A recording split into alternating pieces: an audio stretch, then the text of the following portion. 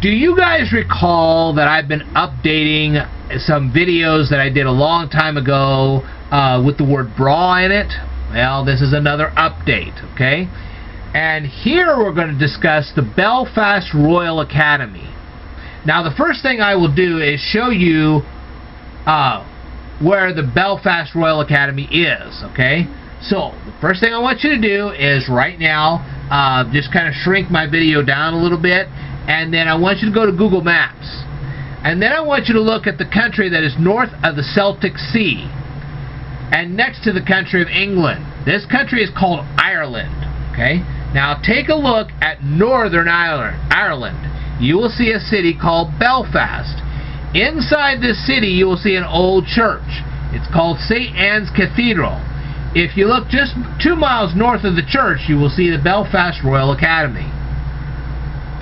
When was the Belfast Royal Academy founded, and who founded the school? Well, 20 years before the school was founded, some Belfast businesses bought some land and tried to create a liberal Presbyterian school. This land was adjacent to the St. Anne's Cathedral.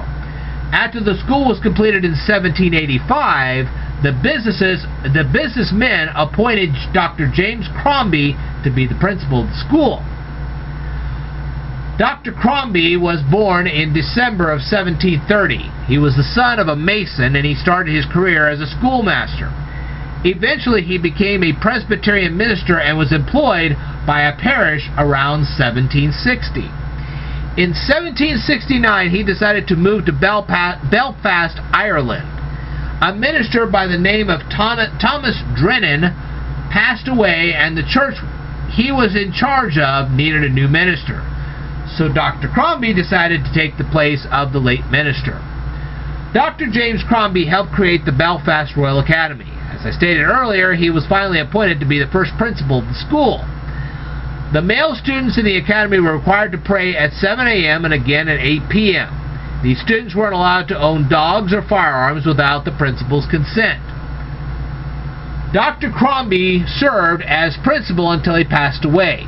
His successor, Dr. William Bruce, reduced the number of school holidays. This caused some students to become very angry, so they locked themselves into the mathematical room and refused to surrender until their demands were met. This incident was called the Bearing Out Incident. These students eventually surrendered. They were severely punished for their actions. The school was moved in 1880. The new building for the school was designed by a former Belfast Royal Academy student by the name of Robert Young. When the Belfast Royal Academy started teaching students, it only taught boys. But by 1880, this policy had changed. You can read the whole history of the Belfast Royal Academy from this website, which I'm going to put a link to in the description below. I want to thank you very, very much for tuning into this particular presentation, and I will tell you more in a future video, so I'd like for you to stay tuned.